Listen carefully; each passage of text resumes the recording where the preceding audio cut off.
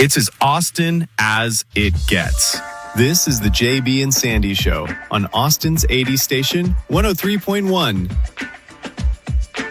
Friday afternoon, actually late morning, I sent JB a text. I go, hey, man, you want to meet up for a bite to eat somewhere later on today? Just going a little, I got to get out of this house. I was getting a little stir crazy just being at home. Just felt like I had to get out and do something. And JB's like, yeah. I'm actually going to see a buddy of mine who's a musician play at 4:30 on South First. I'm like, all right, cool. Where is it? So he sent me the name of it. And we met down there, and a couple of things. One, I couldn't believe how easily I got from Cedar Park to downtown on a Friday afternoon. Oh, really? Wow. Like, no one... Against the grain, going the other way on a Friday afternoon, forget it. Yeah, you're right. Mopac was a mess. But anyway, zipped right down there, and met JB at a place called House Wine on South First. It used to be, House Wine used to be down behind P. Terry's at Barton Springs and Lamar. Oh, yeah. Forever. Yeah. And then something happened with that property, and they moved to South First. And I love that place. I've been going to the old one and now the new one for some time. Here's what I'll tell you about House Wine. It's very nice. Very nice. Very, very nice for women and gay men. I'm looking at the website. It's very pink. It's the most, without a doubt, the most feminine place I have ever been in my life. It's funny. The old place was more gender neutral, I would say. Not this place. No. Trisha, it kind of looks like, and you think we would like this because I didn't think anything of it, but I know we've talked about in the air. It looks like an I Dream of Jeannie, the inside of her bottle. Yeah. That's what it looks like. That's amazing. That's the perfect description. So lots of pillows and bright colors. Lots of throw pillows and draperies. Tapestries, I think, is the correct word. I think so. Yeah. And then giant Sandy sitting in there. Yeah. It was all right with it. I was like, whatever. We're just hanging out. No big deal. Let's get a bite to eat. Yeah. JB, you hungry? Yeah. Go ahead and order something. She was like, I got a tab in there. Just put it on my tab. Well, I forgot to pay on the way out, by the way. Uh-oh. Did you really? Well, they automatically add 25% when you do that. I forgot. Anyway. So I take a look at the menu. I tell you, the menu matched the decor. Oh, charcuteries. Yeah. Charcuterie boards and a bunch of other dainty small bites. Like tapas. I'm done going to small bite places. I'm a small bite. I mean, I eat a lot of small bites. Yeah. But I like small bites. There aren't enough small bites for Sandy. No. It just doesn't add up. I mean, I thought he was going to eat the wooden plank. I thought.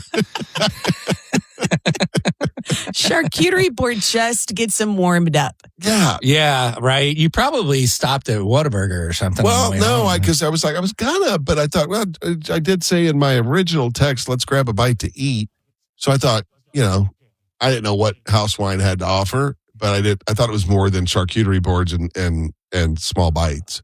You could have gone to the Italian ice place next door. Were they even open? I looked, and I was kind of looking in the window. Yeah, I don't know. And it was funny because we sat outside, and JB has a really cool friend.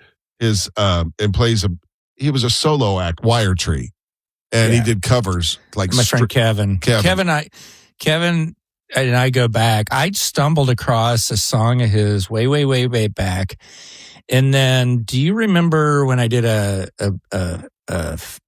cancer fundraiser in my backyard? Mm-hmm.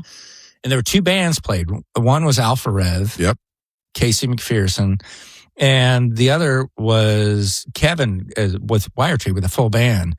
And then we didn't see each other for years and years. And then when I moved down to Travis Heights, he lives down in a similar area.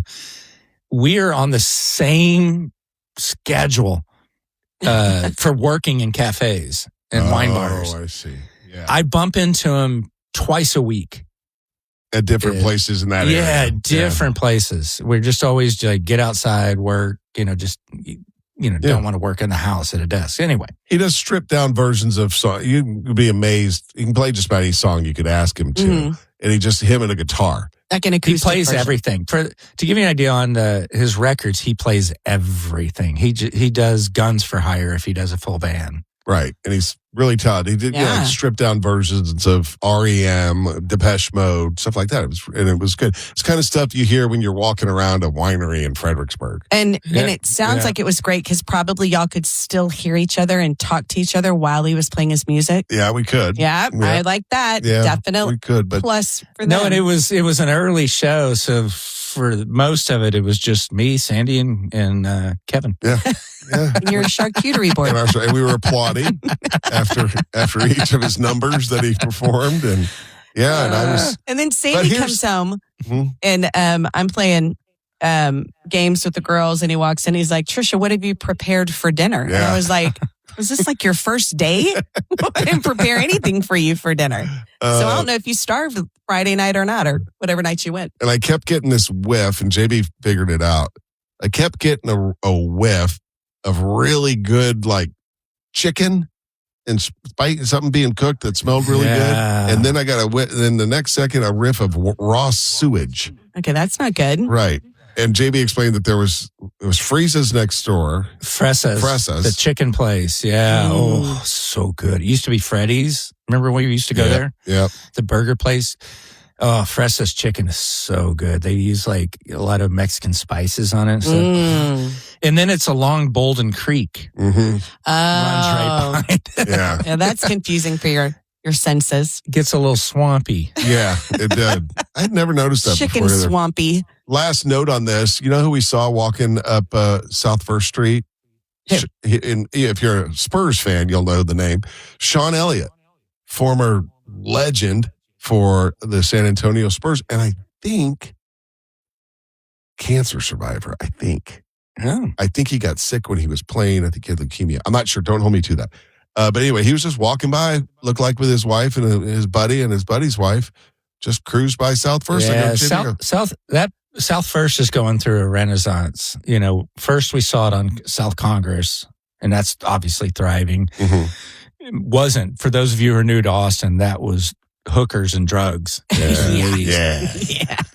And then Lamar's been going through a renaissance like that, and now it's South First is really going through it too.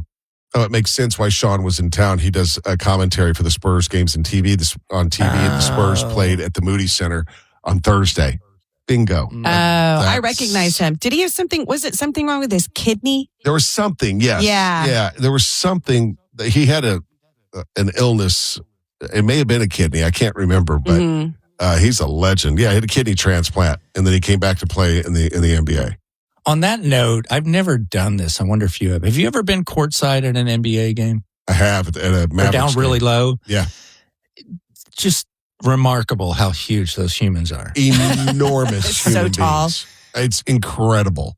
It really is. Like, and then to be that lanky and long and still just be that agile as an athlete. Yeah. Amazing. They won the genetic lottery.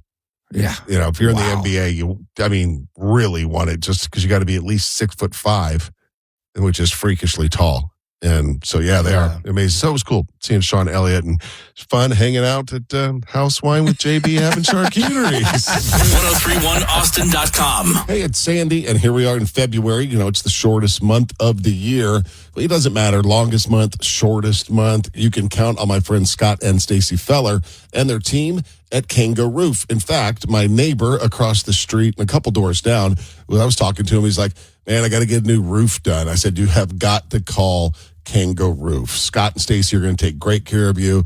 They've been helping out Central Texans for over 25 years, and they'll stand behind their work. So he gave them a call, and I noticed the other day, one of their crew was out there working on their roof. I'll let you know how it works out, but I know it's going to work out great. You should check out Kanga Roof. If you have any roof needs, they're going to shoot you straight. They're going to be honest. If the roof doesn't need any work, they'll tell you. If it does need some work, They're going to let you know about that too. Scott and Stacy don't like me talking about it, but they give back a lot to the community. So if your roof needs some work or you just want to get it checked out, find my friends at Kangaroo. Find them online at callkangaroof.com. This is the JB and Sandy Show on Austin's 80 station, 103.1, streaming on the iHeartRadio app. I don't think we can bring it up enough how great it was for both the men and the women's U.S. hockey teams to beat Canada for the gold medal. Just remind Canada that they're Canada. That's what we did. That's what our teams did. It's like, Canada, you need to be reminded you're Canada. We're America. You're Canada. So take that. They beat him at their pastime. They invented the game. I mean, do you remember when the Blue Jays won the World Series? Yeah. How devastating that was? Yeah, I know. This turns that around on them, but it's also different because in the NHL, a lot of those Canadians live in the U.S., right? They're Canadian nationals, but they live in the U.S. They play for teams here in the NHL, but this is the Olympics. This is different. Yeah, that's the big thing. And I loved it that these guys are millionaires, every single one of them. Mm-hmm. They're rich. They play in the NHL, and they did this for nothing, and for their country, and played for their country and beat the guys that were supposed to be the best. Yeah, I love that. Now, JB, I'm gonna get this ready in a minute because you left us a note in our little show notes thing. I'm gonna just read it. Curling is oddly like nookie. I'll explain. And then it says, maybe use this audio to enhance. So I'm going to play the audio that you sent of this, and then you're going to explain how it is oddly, as you say, like nookie. Hang on. Let me back this sucker up. Here we go. This is women's curling. Releases her final stone. Mine's really nice. And we will let the crowd call it. Mine's really good. Stay close, Tay. Line's good. Stay close. Where are you guys? Line getting tight.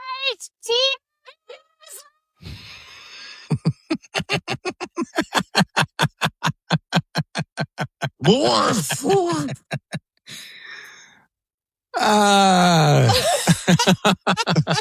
Will it sit? Will it sit? Maybe you don't need to explain. It's just the art of slow to fast to not too fast to slower, slow it down, faster, slow. More. Yeah, more. Okay, we got it. Yes. And then the cheer at the end. Yes. Oh, that's so oddly much turned on like by that nookie. audio. It is exactly like nookie. Oh, man. You can't just throw it down there like a bowling ball. More coming up. Hang on. 1031austin.com.